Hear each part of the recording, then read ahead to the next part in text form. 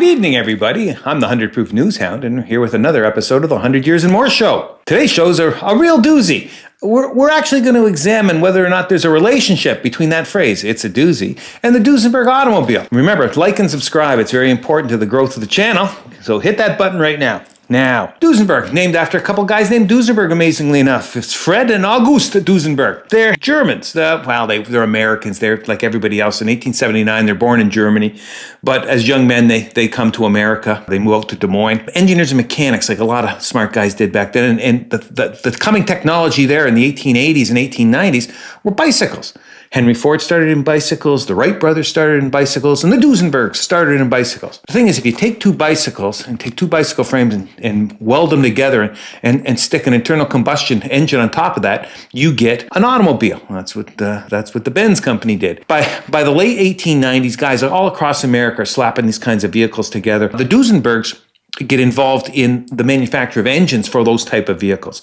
And from 1899 through to 1905, they're making engines for other people's automobiles. In 1905, though, they come up with the idea, like, maybe we're missing out on something. Maybe we should be trying to build our own automobile. And so they elicit the assistance, financial assistance, of the richest guy in Des Moines, Iowa, a Mr. Maytag of Maytag appliance fame. So he puts up the money and they start building a car. The car that they build, well, for some reason they call their automobile company the Mason Motor Car Company. Here's an article from the Des Moines Register, April 6, 1906. New automobile building. Work to begin on factory for Mason Motor Car Company at East 5th and Vine. Now, that's right across from the train station. Work will commence this week on the demolition of an old building on East 5th and Vine Streets, where a new building for the new Mason Motor Car Company factory will be erected. Mr. Duesenberg, now they say there's actually two Mr. Duesenbergs, but Mr. Duesenberg is now in the East purchasing the equipment for the factory and automobile parts for a number of machines, which it is the intention to put up right away. The factory will employ from 15 to 20 expert machinists. Now, the car they make is going to be very similar to every other car that they're going to make, in that it's going to be high quality, it's going to be well engineered, and it's also going to be luxurious. They're looking for that. They're looking for the top end of the market. They're not trying to outcompete Henry Ford on cheap cars. Now, the Mason. Here's an ad at the Des Moines Register, June 10th, 1906. The Mason. Price $1,250, carrying 5 persons. Now, what we're going to see with the Duesenbergs is they're big on two things. They're big on engineering and they're big on stunts. Stunts include, well, what we're going to see here, plus racing. That's what they love. In the advert, this is the car that climbed the Capitol steps carrying 4 persons. There are 47 steps set on a 40% grade. The car came out of the test absolutely without injury. Got no idea whether the people who were involved in the stunt came out without injury, but the car did. Our Mr. Duesenberg, having had years of experience in some of the leading automobile factories and in making repairs on many different makes of automobiles, recognizing the weak spots and failures, has out of that experience designed and built the car pictured here. What it goes on to further say is that he identified the weaknesses of other people's automobiles and has engineered them out of his car, and you've got a wonder car if you buy his. Now, being the techno nerd guys that they are, the second part of the ad is specifications with respect to the vehicle. And they mention that the vehicle is a 2-cylinder, 24 horsepower, and has a 24 horsepower engine, which is coincidentally the same horsepower that my riding lawnmower has, but it would probably propel this thing at 40 miles an hour. The drivetrain, however, it's not gears and the drive shaft, it's chain driven, which given their bicycle background is understandable here. The wheels are 30-inch artillery wood. Artillery wood, like high in the field artillery, caissons go rolling along, that kind of heavy duty stuff. But don't be fooled. This is a luxury automobile with under trimming. They mention that it's all leather interior, and if you look at the front seats are 2 leather bucket seats, beautifully upholstered, and the rear seat is a wonderful sofa, a wonderful leather sofa on the back of this automobile. Now, the price of $1,250 is 3 to 4 times what a similar Model T is selling for, but you're getting a much different automobile here. If you look at a Model T, it is basically a riding lawnmower. This thing is a luxury automobile. Now, they continue on until 1913 at that location. When they moved to Minneapolis, St. Paul, they continue to make cars, and they continue to race. World War I comes along, and they become heavily involved in the manufacture of aircraft engines. And if you think about it, the two things that an aircraft engine needs to be is extremely light and extremely powerful. which are also the things that an automobile racing engine needs to be. And so coincidentally, they become very, very successful in automobile racing. And along with automobile racing, are world speed records. An article in the Indianapolis News, Saturday, May 8th, 1920. Seven world records run with Delco ignition. Now, the Delco ad here, it's highlighting their ignition. The ignition just starts the vehicle, but then you've actually got to drive it, and the vehicle being driven is a Duesenberg. And here's what they have to say.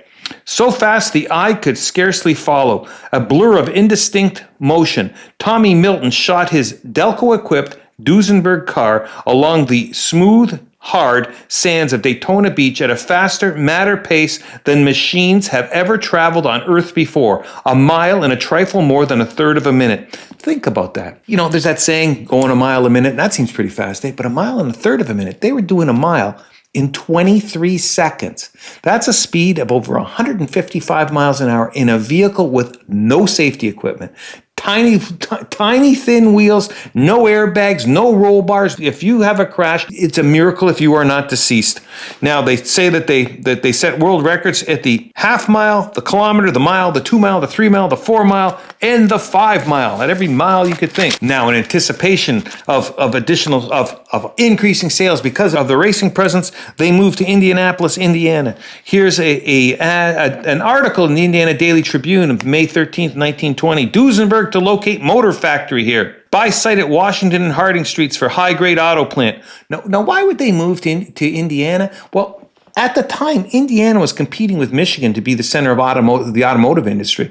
You already had the Cord Company, the Marmon Company, the Auburn Company already located in Indiana. Now you had the Ford Motor Company and General Motors, the giants of the industry in Detroit.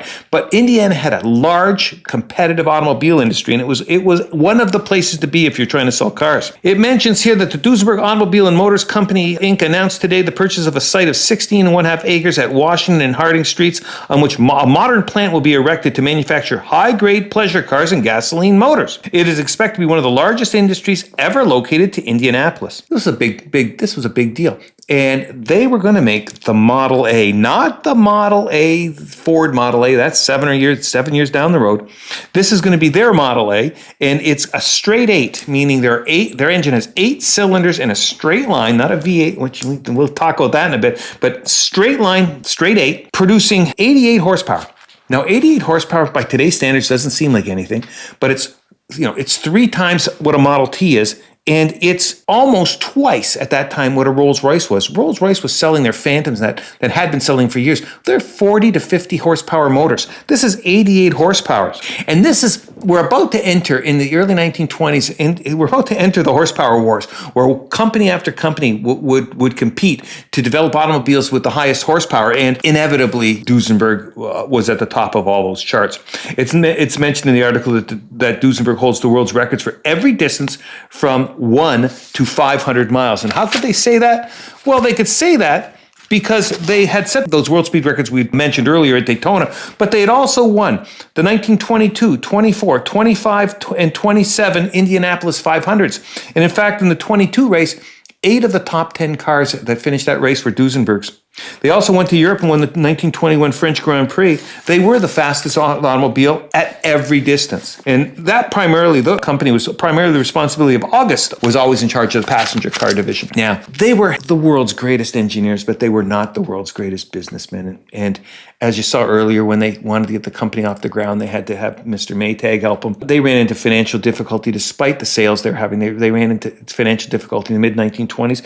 And the company was packaged and sold to E.L. Cord. He's also an automotive pioneer. He had the Cord Motor Company. His cars in a few years would be the first front-wheel drive cars, which was quite an innovation. But anyways, Cord put together a conglomerate, kind of a trinomvirate, 3 companies. Auburn, Cord, and they're all going to be out of Indiana. Auburn, Cord, and Duesenberg, and they were in that. Their vehicles were in that order just like remember General Motors used to have divisions, and they were sort of ranked Pontiac, Chevy, Pontiac, Buick, Oldsmobile, then Cadillac. You worked your way up as you got more money, you got a better car. This conglomerate had those three cars: the Auburn, the Cord, and the Duesenberg. Except they were all great cars. It started great. They say they've got cars here from $995 to $25,000. Auburn has them all. $995 is like a $30,000 car. $25,000 is a $750,000 car. So it would be as if BMW, Porsche, and Bentley all merged, and those were the three choices that you had. All the cars are great. It was just an ascending staircase of greatness here. Now, there's a comment here with respect to how the cars are made. And this is important. The new Duesenberg, accepted as the world's finest automobile, is a product of Duesenberg Inc. at Indianapolis, an Auburn unit. This car has a 265 horsepower motor with a speed of well over 120 miles per hour. The chassis alone sells for $8,500, bodies being custom built and ranging from $3,000 upward. Let me explain that. When you bought a car from Duesenberg and you gave them, well, the equivalent of $250,000, what you got for that were 4 tires, a chassis, an engine, and a drivetrain. That's it. $250,000 got you that. If you wanted to have a body on that car, which everyone, of course, did, you went to a custom coach manufacturer. Now, Duesenberg had their own in-house company that could do it for you. About half the cars were bodied in-house. The other half were shipped all around the country, and some even to Europe to have custom bodies made. That's why every Duesenberg is different. They make Duesenbergs. There were Duesenbergs that were 2-seaters and Duesenbergs that were limousines. What they all had in common was the chassis and the motor. And that's why you'll see prices on new Duesenbergs from the 1930s anywhere from $14,000 to $30,000, depending on what kind of custom body was put on that vehicle. One thing that remained consistent, though, and this is from an article in the St. Louis Globe-Democrat of January 8th, 1928, Duesenberg recalls the fact that the same type of motor used in Tommy Milton's record-breaking Duesenbergs has been used in all the Duesenberg passenger cars during the past 5 years. You got the racing motor in your car. Now, the racing motor would probably have been tweaked a little bit, but you got a base model 265 horsepower motor. You know what? 265 horsepower. It's almost unfathomable today. You're even in 1930. You're looking at a normal car having an engine of 40 horsepower, 50 horsepower tops. So you're looking at something 1/5, 1/6. Even your direct competition, the Cadillac, the Packard, the Rolls Royce, they were struggling to get over 100 horsepower. Their best vehicles were between 100 and 130, and you're at 265. And if that's not enough, they made another version above that. You could get a supercharged version of that in the SSJ models that produced 320 horsepower. You wouldn't see horsepower figures like that until the Chrysler Hemi engines of the late 1950s. They were 25 years ahead of the time, 25 years ahead in technology. These engines had dual overhead cams, 4 valves per cylinder. No, it's just, techno gobbledygook. But what it means is they were doing things with their engines that other fellows were not doing with their engines in the 1960s. The standard car in the 1960s did not have overhead cams and 4 valves per cylinders. They're doing this in 1929. Now, how fast would these things go? The standard car would have a top speed of approximately 116 miles per hour, but the supercharged version would go 140 miles per hour. The engines were, but with modern numbers, 7 liters, 420 cubic inch engines, go up to 140. Not only that, the torque on these things, torque is your low end power. It had the ability to hit 88 miles per hour in second gear, and the supercharged version could go 104 miles an hour in second gear. Now, you put that in modern perspective. If you're driving a modern Porsche 911 with a manual transmission in a 400 horsepower motor, if you put that in second gear and get it up to about 7,000 RPMs, so you're almost redlining it, you can probably get that vehicle up to close to 90 miles an hour in second gear. They were doing 104 miles an hour in second gear in 1929. Now the gearing ratios are different and stuff, but the cars were just incredible. Now, one of the things you got to realize is that every Duesenberg is in effect a 1929 Duesenberg. They produced 300 chassis by the end of 1929 and beginning of 1930. And that's all they ever made. And it took them 9 years to sell them all off. But every chassis and engine was one of those 1929, 1930 engines and chassis. They were just selling 30 a year, and it just took that long. So if you see a thing that's labeled as a 1934 Duesenberg, what it means is that car sat for 4 years before somebody purchased the chassis, had it bodied, and then had it licensed and put on the road, and then it's labeled as that year. But there are only 300 or so of the vehicles made. And one thing, according to Jay Leno, who's the expert on this stuff, because my goodness, he's got enough of them, there are no more barn finds. There are no more unknown Duesenbergs. You aren't going to find a Duesenberg in some guy's garage because they know where everyone is. They've tracked down every serial number. The aficionados are absolutely convinced that every Duesenberg that was ever produced has been accounted for. It either exists and has been restored or it has been destroyed, but they know where every single one of them is. Now, it's hard to sell a $700,000 car in the middle of a Great Depression, when 25 to 30% of people are unemployed. It just kind of looks bad that you're going out there and buying a $750,000 car when there's bread lines everywhere. But they had to try to move these cars. So one of the things they did was show them at car shows. And car shows remain popular because remember, you don't have to buy a car to go to a car show. Now here we have the Indianapolis Times of February 20th, 1930. New record set daily at auto exhibit. Show attracts greatest attendance in history. 3 days left. Attendance records have been shattered daily since the exposition opened on Saturday. It says their interest in Hoosierdom, now that's just a guy from Indiana, in the show is not unusual since all of North America has built its mode of living, communication, and transportation around the automobile.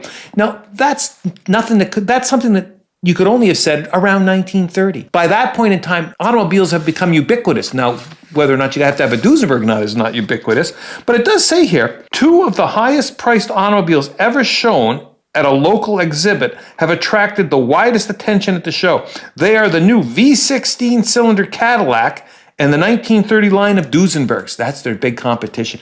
Cadillac came out with V16, which is basically, well, Vs have the cylinders in a V shape, and what the V16 did was take 2 V8 engines, in effect, and weld them together. What it got was a very powerful, smooth motor, but not as powerful, smoother, but not as powerful as Duesenberg. How did they justify their high prices? Well, in the Pittsburgh Sun-Telegraph of January 19th, 1930, the article is entitled, Rich Interiors, Lead Features of Duesenberg. All bodies are custom designed. Each car has been designed with the idea of making it different from anything else that has ever been presented before.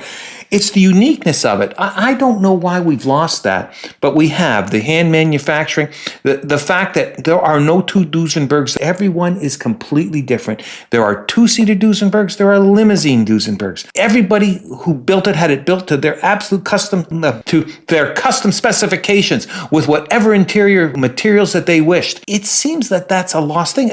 People are wealthier than ever. Yet you buy a Bugatti Veyron and you pay millions of dollars and it looks the same as the next guy's Bugatti Veyron. Every Porsche looks like a Porsche. Every Bentley looks like a Bentley.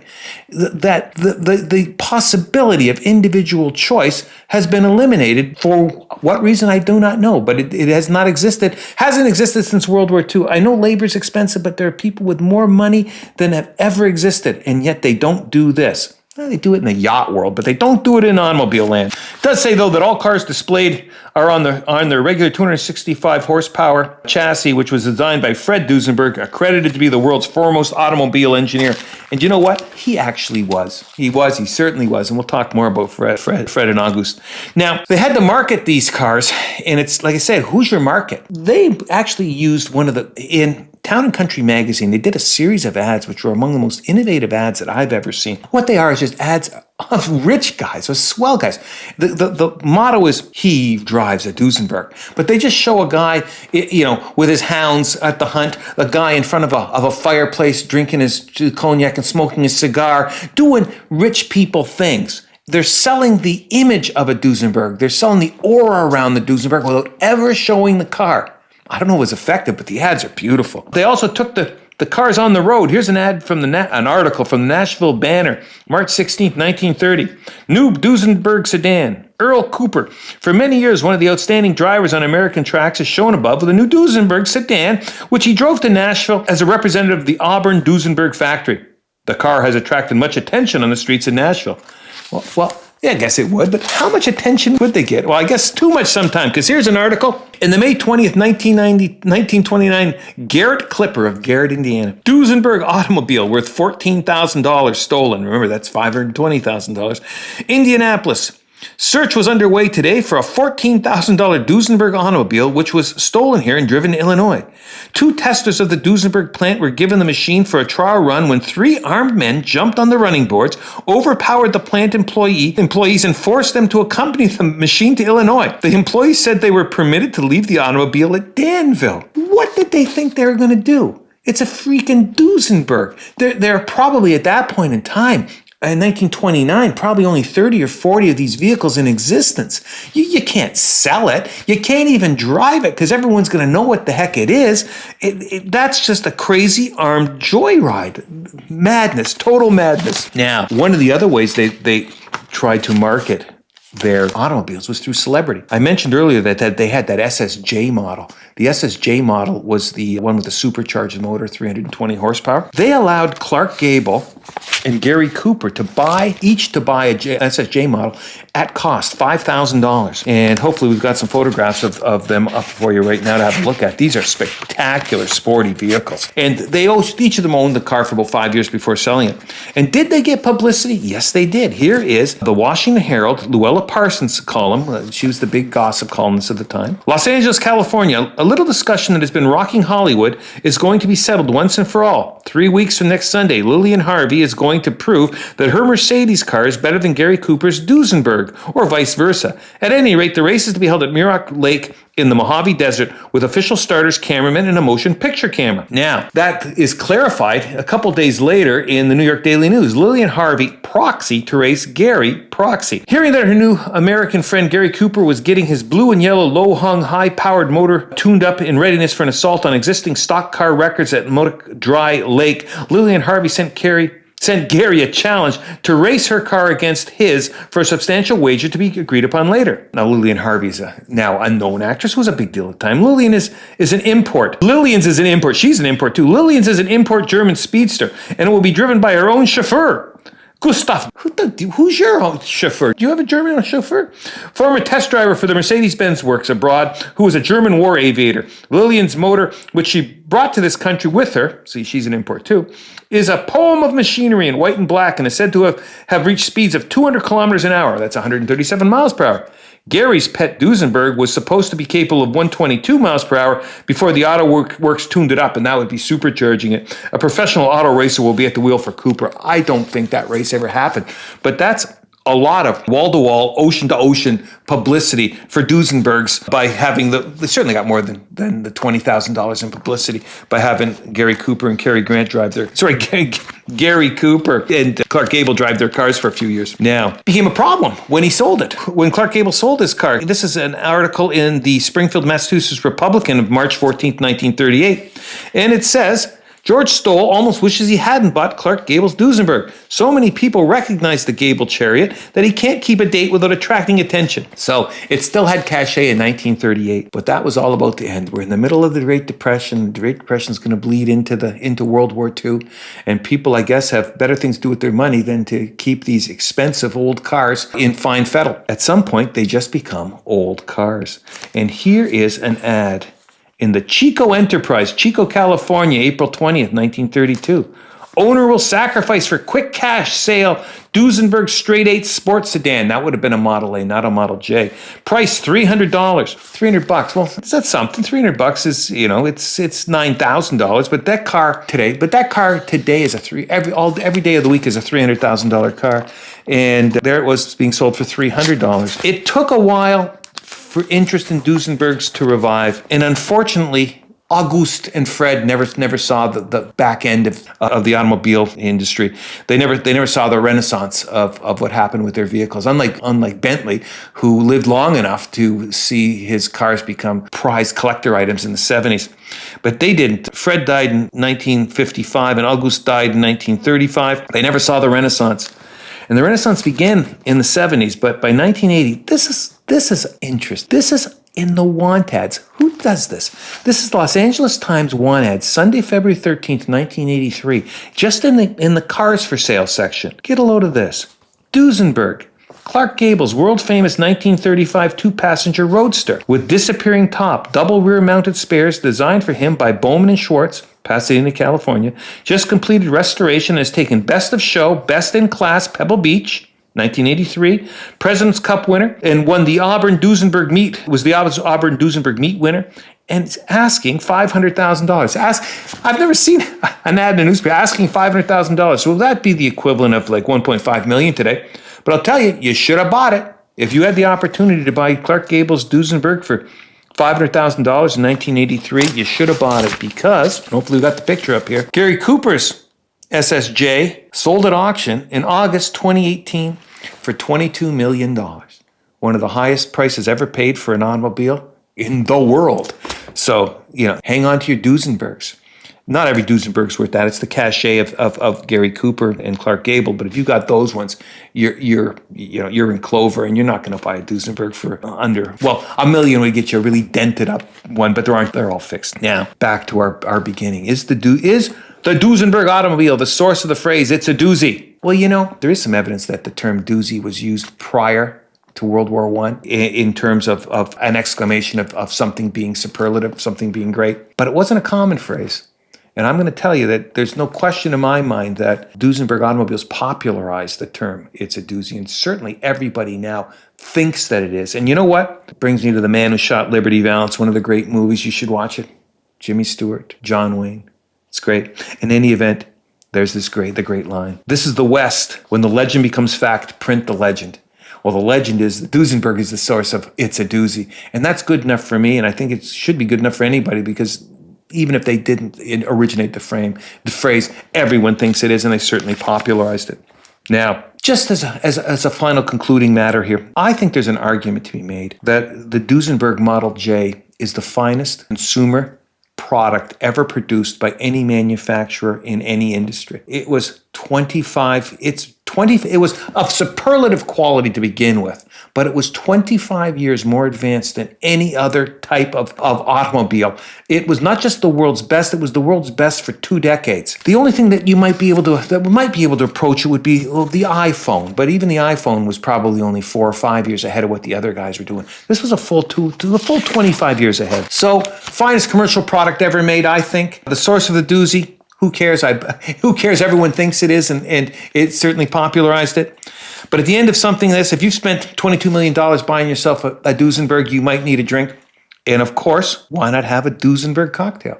Because there is such a thing. So if we're going to end our day today with mixing up a doozy, here's how it goes. It's a spin. It's a variation on a Manhattan. It's 1 shot of bourbon whiskey, 1 tablespoon of sweet vermouth, a tablespoon of dry vermouth, a teaspoon of Benedictine, a teaspoon of chartreuse, a lot of things, but you can measure them out, and 4 dashes of bitter. Do it in a rock glass over ice.